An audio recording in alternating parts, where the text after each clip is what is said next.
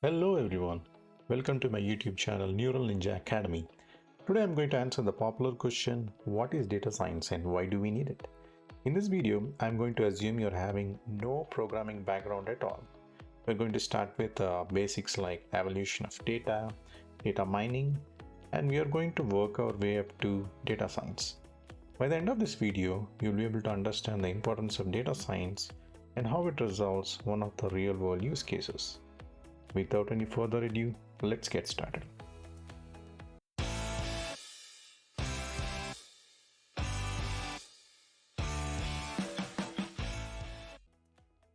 Like the name suggests, both data science and data mining is all about data. So what are we trying to extract? What are we trying to discover from this data? Let's take a look. So we are trying to discover the different trends and patterns from this data so that we can get some insights and knowledge from these large volumes of data. So let's look at some use cases. Both these use cases are from retail stores and say this is the data collected from their purchase history. In use case 1, we can see customer 1 has been purchasing a lot on many dates. So based on his purchase history, we can classify him as frequent shopper. Customer 2 has been purchasing very occasional. So he's classified as occasional shopper. Customer 3 has been shopping only on some holidays or days when there were some discounts. So he's a discount seeker. So these are different classifications we can classify based on the data mining techniques and the tools. But wait a second, what do we use this for? So based on this pattern and trend, we get to insight of okay, there are some different classification of shoppers. So the retail shopping business, they'll specifically target each of these different classifications. Say for all those frequent shoppers, they can send out some as soon as some new products come in, they can send in some prompts like these are some new items that has been released, something like that. And for occasional shopper, they'll tend to, based on his earlier history, maybe they can send out some more flyers. And based on discount seeker, for all such discounts, they'll be getting more notifications on that. So based on this different insights and knowledge gained from this data and all the data mining technique, better sell their products to the customers. In this use case too, it's also a retail store purchase history of some customers. So say for this customer 1, he was around this generation, around 1960s, and we can see a lot of this customers around this generation have been buying some specific colors. Maybe that was what in trend around that time. So there'll be recommendation systems which can be done through machine learning models trained on this data to specifically target such customers, saying these customers are in the same bucket and we can recommend some products to them. Similarly, customer 2 is around this generation of 2000, and all the female population, they have been looking at high heels and shopping them. So we can recommend this particular gender group with these high heels. And also customer 3, he has bought a paint. So we'll suggest some paint brushes because that is what will go along with paints. So there are, as you can see here itself, we have been using some like the generation of when he was born or the gender category of what they use, and also the usual purchase patterns of like what goes along with what.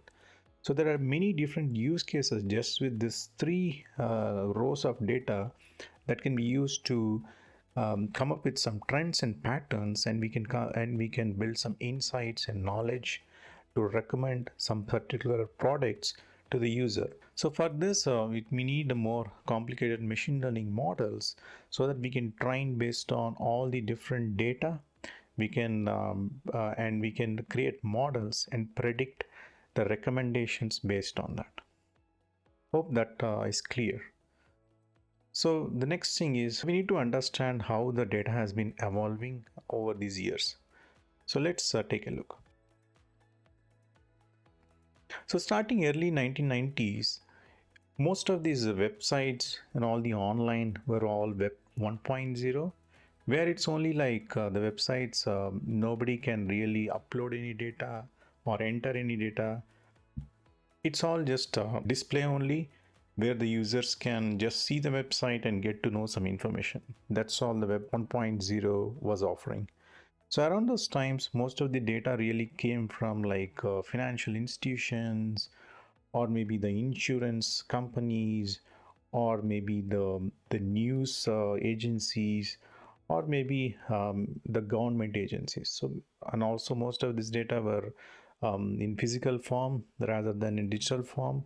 So there were very limited data around that time, and also like it used to be straightforward, like it can be a text, number, or location, timestamp, and attribute of some unstructured data. In a tabular column, if you see, there are rows and columns, right? So all these data can be stored in a databases. Around this 1990s, databases like Oracle, IBM DB2, SQL query languages, text files, and Excels were all the ones which really was where the data was maintained. And the business trend was more like discovering like patterns, just like the use case one we saw. It was like we want to classify the different customers and target them specifically. And all the techniques such as clustering, classification, and association rule mining. Basically, we want to categorize the group and target those particular groups, running some business ads, or allocating more budget to concentrate on some areas of it. So this has been very helpful for the business to invest in and invest time and money in the places which really gives them more revenue. And like in this use case one, like we saw how we can classify frequent shoppers, occasional shoppers, and discount seekers. So around this early 90s, you'd have heard a lot about data mining. So around this time, with this limited available data mining itself provided all the needed things to be able to discover the different patterns and trends in the data and get to know some of the insights needed for the business to make some decisions.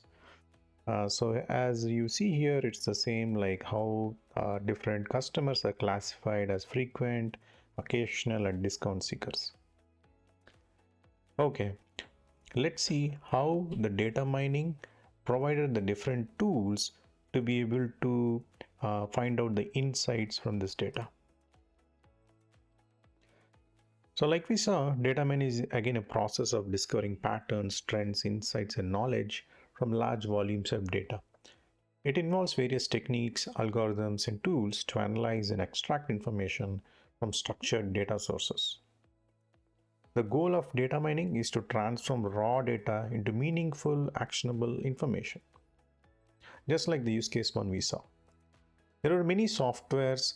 You just need to like you'd have heard around this entire early 1990s, different tools like SAS, SPSS, S plus, relational databases were in full-fledged. All the relational database management systems with the SQL queries, we could just group all the data, collect the data, transform them into something we can use them to categorize. Also, we had spreadsheets. Even spreadsheets were used to do some data analysis and visualizations. Huge data warehouses built to be able to store, collect, and consolidate data, because data comes from many different sources.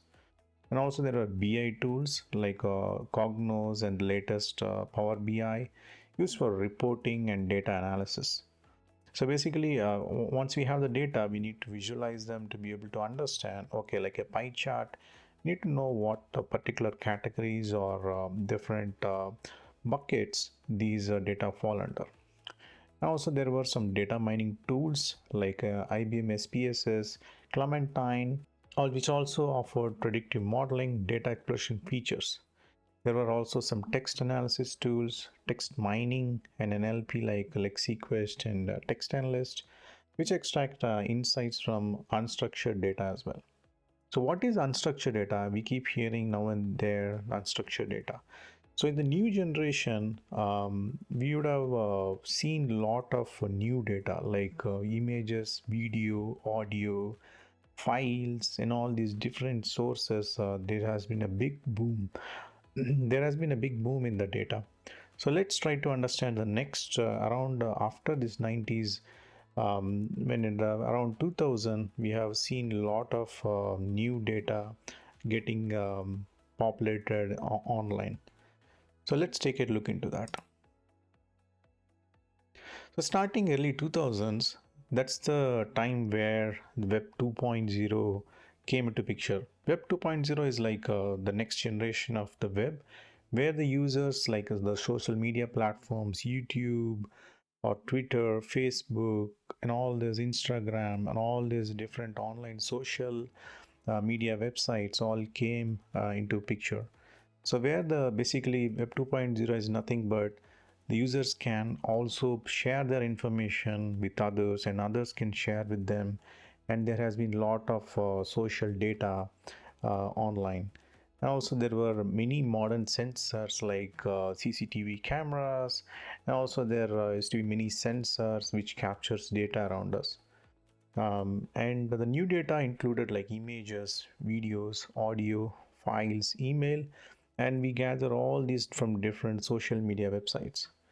And also the business trend used to be we need to encompass wider range of activities, including since the data is from different formats, different sources, we need to be able to consolidate them, and all this data is called unstructured data.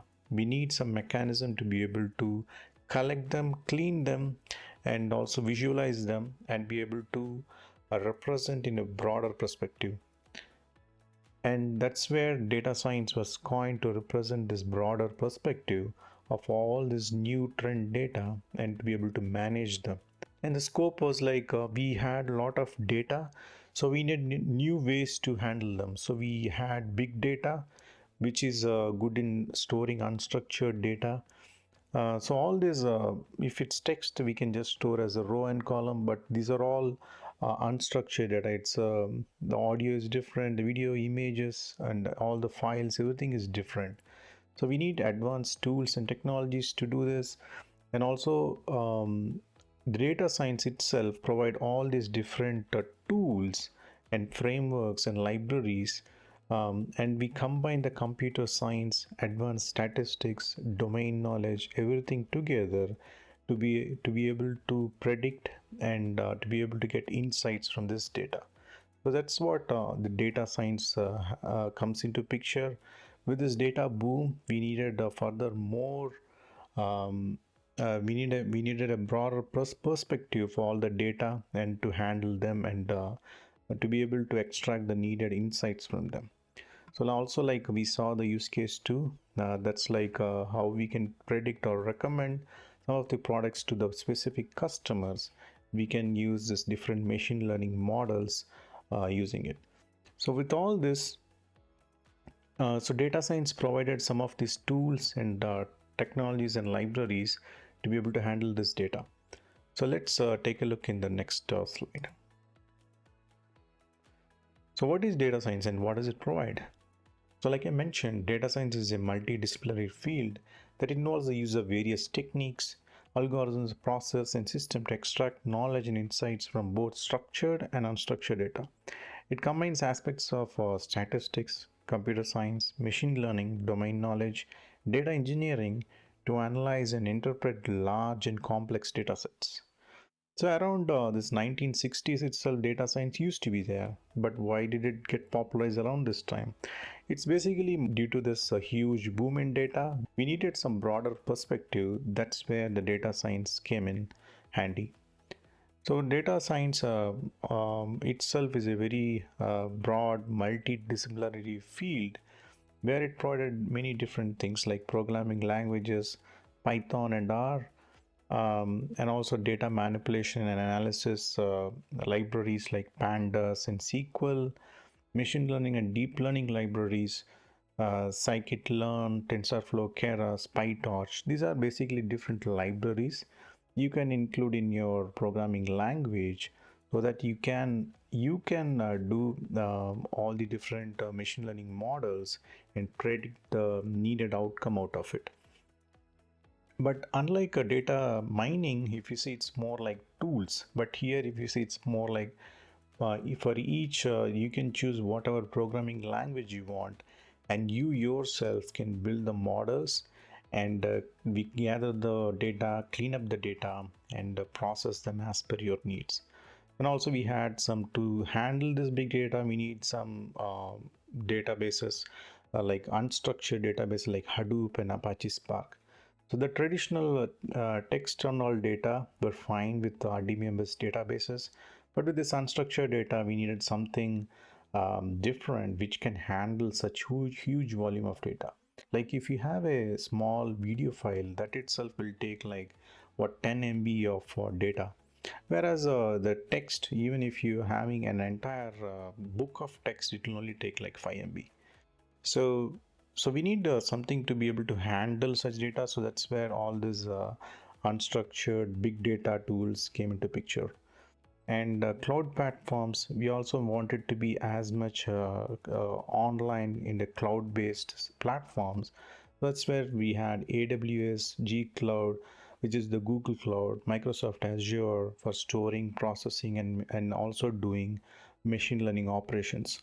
So all these cloud services itself, they have machine learning libraries and features within them, so that you can directly, once you upload the data in the cloud, you can use their machine learning services to be able to predict some things out of it. And also we had some data cleaning and pre-processing using some Refine and some many other libraries. So all these which I have listed here are very few of them. There are a lot many more tools and frameworks that data science offers. Also IDs, like for Java programming, we use Eclipse or IntelliJ. For these, we use IDEs like Jupyter Notebook, RStudio. Also, we have online tools like Google Colab.